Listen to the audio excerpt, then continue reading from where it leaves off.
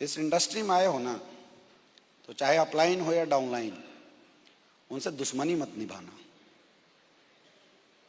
मुझे पता है कि पैसा आने के बाद, रैंक आने के बाद ईगो आता है, और मैं खास करके सीनियर लीडरों से रिक्वेस्ट करूंगा, क्योंकि ये एमरल्ड टोपाज अभी उतने मैच्योर नहीं होते, गलती करते हैं लोग। हमें भी बहुत लोग थे जो उल्टा सीधा बोलते थे, लेकिन मुझे आज तक कभी किसी पे गुस्सा नहीं आया, क्योंकि माफ करने वाला बड़ा होता है। आपकी डाउनलाइन कितनी भी गलती करे ना, उनको माफ करो, माफ करो, और उनके लिए अच्छा सोचो। अगर वो तुम्हें गाली भी देता है तो भी अच्छा सोचो। अरे एक ऋषि की कहानी आपने सुना होगा कि वो स्नान करने जाता है, नदी में डुबकी लगाता है तो देखता है कि एक बिच्छू बाहर बहते हुए आ रहा था। वो ऋषि मुनि उस बिच्छू को उठाते हैं, डंक मार देता है, फिर हाथ से छूट के बहने लगता है, फिर उठाते हैं, फिर डंक मारता है, फिर लेके बढ़ते किनारे तक, फिर डंक मारता है, फिर छूट जाता है। और ऐसे करते करते तक उस बिच्छू ने उनके हाथों को लहूलुहान कर दिया था, पूरे उसके पॉइजन डंक आ चुके थे। बाहर निकल के उन्होंने उस बिच्छू को किनारे छोड़ दिया, तो जितने भी भक्त थे उन्होंने बोला कि बाबा आप इतने बड़े संत हैं, तो ये बिच्छू जब आपको डंक मार रहा था आपने इसको छोड़ा क्यों? इतना तो ज्ञान होना चाहिए। ऐसे भी बोला जाता है कि सबसे पहले अपनी सुरक्षा होनी चाहिए। बोला मेरे दोस्त ये जानवर है और इसका काम है डंक मारना। जब मैं इसको उठाया तो इसको यही महसूस हो रहा था कि कोई मेरे साथ गलत कर रहा है, तो इसने डंक मारा। जब जानवर होके ये अपना काम डंक मारना नहीं छोड़ सकता है, तो इंसान होके हमारा काम था लोगों को बचाना, मैं अपना काम कैसे छोड़ सकता हूं? तो टीम अभी मैच्योर नहीं है, लोग गलतियां करते हैं, कई बार उल्टी सीधी भी बोल देते हैं, लेकिन as a guardian, as a senior leader, जिस पैदान पे हम बैठे हैं, ये हमारा फर्ज बनता है कि हम अपनी अपनी डाउनलाइनों को समझाते रहे, समझाते हैं। जो समझेगा वो ब्रांड एम्बेसडर बन जाएगा, और जो मोट बुद्धि का होगा अपना जिद पकड़ के बैठेगा, धीरे धीरे छूट जाएगा। लेकिन अपना काम समझाना है। किसी की कैरियर हमारी किसी एक्टिविटी की वजह से खराब ना हो जाए, बस दिमाग में एक चीज रखो सारे सीनियर लीडर, अपना काम है डाउनलाइनों को समझाना। कभी भी आपकी डाउनलाइन कितनी भी बड़ी गलती कर दे, खुंदस मत निकाला करो प्लीज, कभी खुंदस मत निकालो, कभी उनसे दुर्व्यवहार मत करो, कभी दुश्मनी जैसा व्यवहार मत बनाओ, माफ करो और लगातार काम करते जाओ। क्योंकि हमारा रिलेशन प्रॉफिट और लॉस का रिलेशन है, यहाँ पे हमारा रिलेशन गिव एंड टेक का रिलेशन है। यहाँ पे आपको कोई रिश्तेदारी थोड़ी निभानी है किसी के घर में जाके कि भैया हम गुड रिलेशन ही बना के। कोई आपसे टेढ़ा बोलता है ठीक है, लेकिन आप अपना फर्ज करते रहो, उसको बताते रहो ट्रेनिंग कब है, मीटिंग कब है, जाओ तो वहां जाके एक एक्टिविटी करके आ जाओ। कभी ना कभी नालायक को तो समझ में आ जाएगा कि अपलाइन जो भी बोलता है मेरे लिए बोलता है। जिस दिन समझ में आ जाएगा झुक जाएगा, और ना भी झुके तो क्या दिक्कत है, अपना क्या जाता। अगर कोई अपलाइन की रिस्पेक्ट नहीं करता है, अपलाइन से बात अच्छे से नहीं करता है, तो इसमें अपलाइन का क्या लॉस है? कोई लॉस नहीं है मेरे दोस्त, कोई लॉस नहीं। हम लोग तो कई बार ऐसा होता है किसी सेंटर पे जाते हैं और कोई डायमंड मुझे रिसीव करने वाला था, वो आया ही नहीं, हम कभी वो नहीं करते, हम गाड़ी बुक करके चले जाते हैं, होटल पे जाके वेट करते हैं। फिर वो कॉल करता है गुरुजी कहाँ है, मैं बोला होटल आ गया। अरे सर सॉरी सर, बोला सॉरी की जरूरत नहीं है, हमें पता है लेट हो जाता है। एक बार ऐसा किया, अगली बार से 1 घंटा पहले लाके बैठा रहता है। तो दुश्मनी क्यों निकालना? समझ में आ रहा है? अगर बड़ा काम करना है तो याद रखना, हम बड़ा बनेंगे अगर हम एक रहेंगे।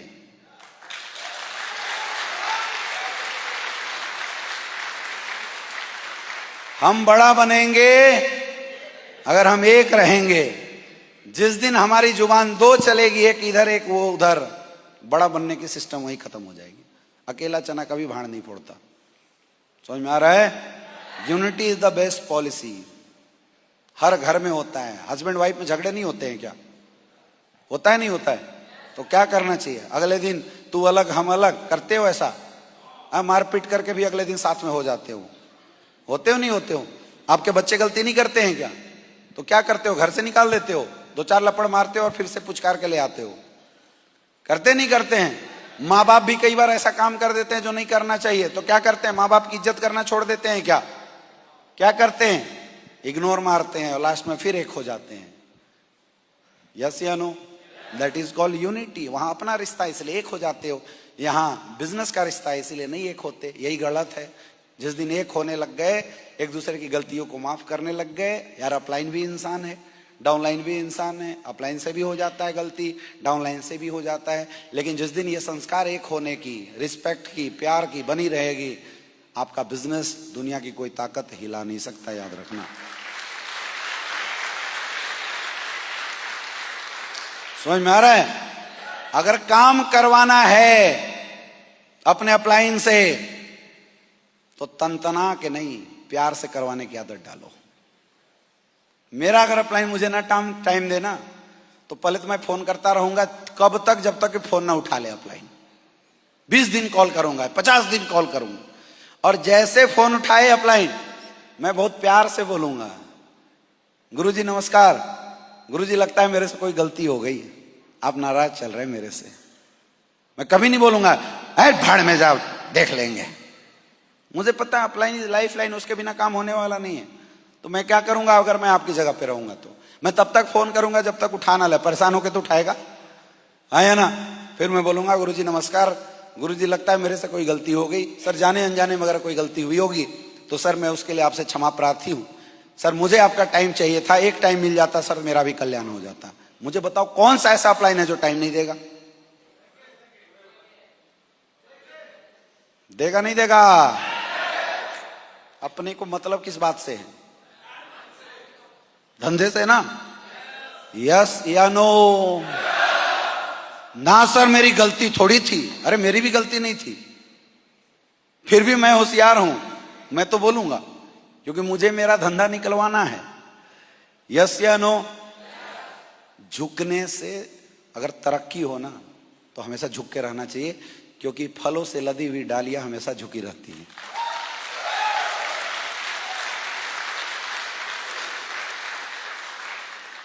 समझ में आ रहा है? बोलते हैं सहज बनो ऐसा, सहज बनो ऐसा कि हर कोई तुम्हारे साथ बैठने में कंफर्टेबल महसूस करे, और बड़ा बनो इतना कि कोई भी तुम्हारे साथ बैठने की हिम्मत ना कर सके। औकात हम अपनी खुद नहीं बनाते, हमारी औकात लोग बनाते हैं। मैं बड़ा हूं, अगर ये बात आप खुद बोल रहे हैं तो आपसे नीचा इंसान कोई नहीं है। आप बड़े हो, ये बात आप नहीं, पूरा समाज और दुनिया बोलनी चाहिए डंके की चोट पे। यस या नो?